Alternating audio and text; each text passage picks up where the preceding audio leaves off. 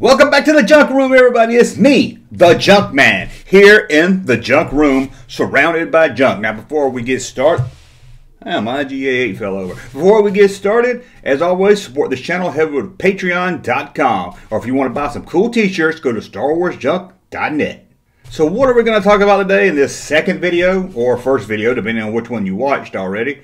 What are we going to talk about? We're going to give you the 5 must-have Star Wars books. Now, these are not storybooks. These are books about the making of the film or about Star Wars collecting. Because that's all I really read. I don't read the novels, so I can't really give you here the best 5 novels to read. If you really want to learn more about the making of Star Wars or the toys of Star Wars, these are the 5 books you have to have. And first, at number 5, these are not in any order, just 5. So at number 5, it's not a book at all. How do you start a top 5 book list without a book? Well, it's a magazine, and I'm going to classify it as a book. And here it is, right here. Star Logs, 10th Anniversary Edition of Star Wars. This is a must-have book. Especially back in 1987, when it had a lot of information you didn't know about. Some of the stuff in here is now common knowledge among hardcore Star Wars fans. But at the time, there was a lot of good gems in here. Let's take a look inside.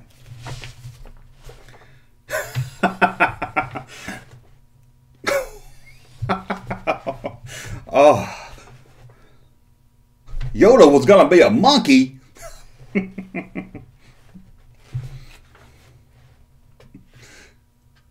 Who the hell is Timothy Dalton?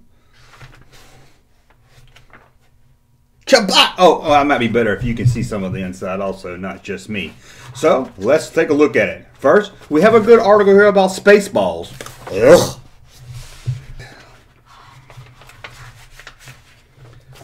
First up, a whole story about the backstory of Star Wars, the early drafts of the films, George Lucas's ideas for the film. Can you hear me now?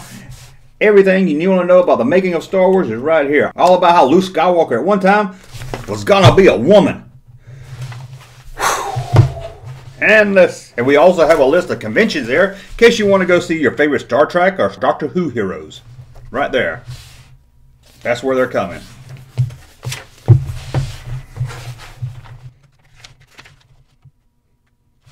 We also have a whole article about the Star Wars Marvel comics. The original Marvel comics, that is. And that's something you really don't see much, so it's always a nice plus, because you get an interview with the authors, the illustrators, maybe even the inkers. Who knows? Read this if you're into the Star Wars Marvel comics. Really good. You don't see much on them, so it's a really good read. Let's see what else we have in here. Junior Cell Seed Club of America. If you sell enough seeds, you get to buy X-ray vision glasses. Oh, okay, let's see here. And more about the Star Wars Marvel comics. There's the Hunter. Taking a lot of time with this one. Let's see here again. This is the part I really like right here. Starlog salutes Star Wars. Gives you little columns here of just a little bit of information, a little trivia and stuff, all about the cast, the films itself, the actors, the producers, the writers, the directors. Everything you need to know is going to be right here. It's fun. So even today, I've had this book for 20 years. I'll pick it up and just read one of these and refresh my memory or something I forgot all about. I mean, did you know in the movie that there was a little bald-headed man under Yoda? That was going to be like his sidekick. Baldo was his name. He was kind of like a perverted Jedi that liked to look up Yoda's skirt. But I'm glad they cut that part out.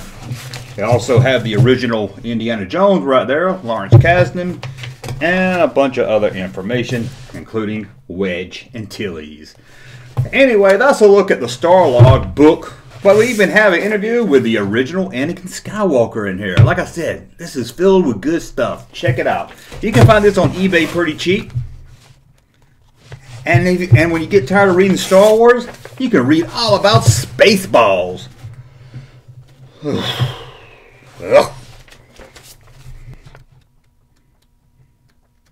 And not only that, but as a bonus, you get an interview with Margot Kidder from Superman. Before she went crazy. But that's a look. And you also get information about joining the official Star Trek fan club. Star Trek on a Star Wars magazine. Come on, Starlog.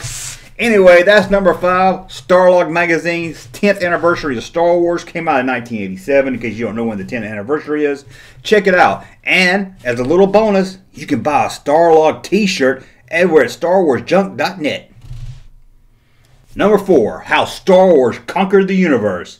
This is a book I actually read, and I don't read. This is a great book. It's written by Chris Taylor, and it's all about the making of not just Star Wars, but Empire Strikes Back and Return of the Jedi. Did I just wink at the camera? Why did I do that? Although there's more in depth about the making of Star Wars, getting it financed, starting the production, because there's more to tell there. It's more of an interesting story. But overall, they go through all 3 movies in great detail. I read this book about 2 years ago. As me, as a huge Star Wars fan for over 40 years, there was so much in this book that even I didn't know about. So if you're a huge Star Wars fan and want to know more about the production, the making of all 3 movies, you have to check out this book. And once again, it's called How Star Wars Conquered the Universe. The Past, the Present, and the Future of Star Wars. Written by Chris Taylor. Check that book out. This one here is by Steven Sansweet, and it's a must-have for anyone into vintage Kenner Star Wars or would like to know more about the making of the figures, how they came to be, and all the going-ons behind it. From concept to screen to collectible. This was released back in 1992, and it really was released at a right time, right when the vintage Star Wars collecting boom was about to start. And it gives you a lot of information about how Kenner got the license, about going into production of the figures, and they go from Star Wars all the way to the end of the line in 1985. If you're not into vintage Star Wars collecting but still like to know more about that time period, what went into the marketing of Star Wars, this is a book you need. And now for number 2, not really in any order, so we're just going to say it's number 2, is this book right here, Star Wars, Year by Year. No, this isn't an adventure about a Jedi named Year and his sibling Year. It's about Star Wars year by year. Let's take a look. As you can see, it's Star Wars.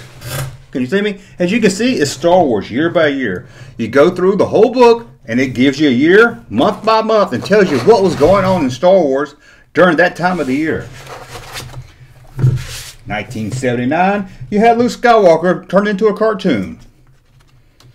Now this book's a little ragged. I had to buy it used. May 1980, you got the first look at the Gone with the Wind style Empire Strikes Back poster. Jump all the way up to 1996, you get the Ewok toys and an Ewok mask. Woo, scary. 1980, October, you get Monkey Island. I don't know what Monkey Island has to do with Star Wars. Oh, it's a Lucasfilm game. See, you learn something new every day. Birthday money! And then, 1986, you have the Return of Star Wars. Well, actually, you have the Return of Star Wars in 1995. I'll prove it to you with this book right here. See? The Return of Star Wars. And this book goes up into the prequels too. You got the Phantom Menace in 1999.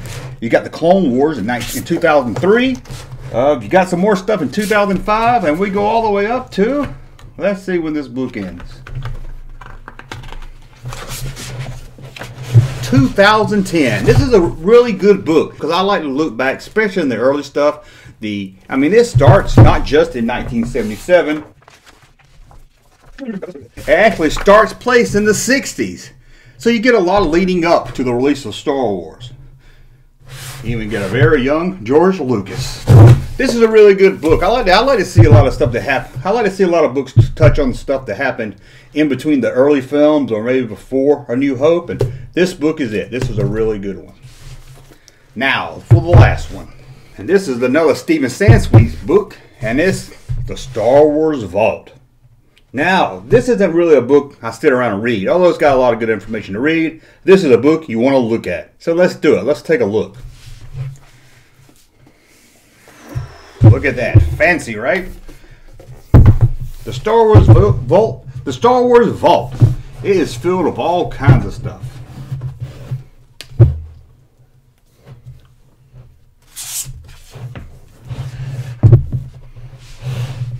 Here's some information about George Lucas. You got the same young picture of George Lucas once again.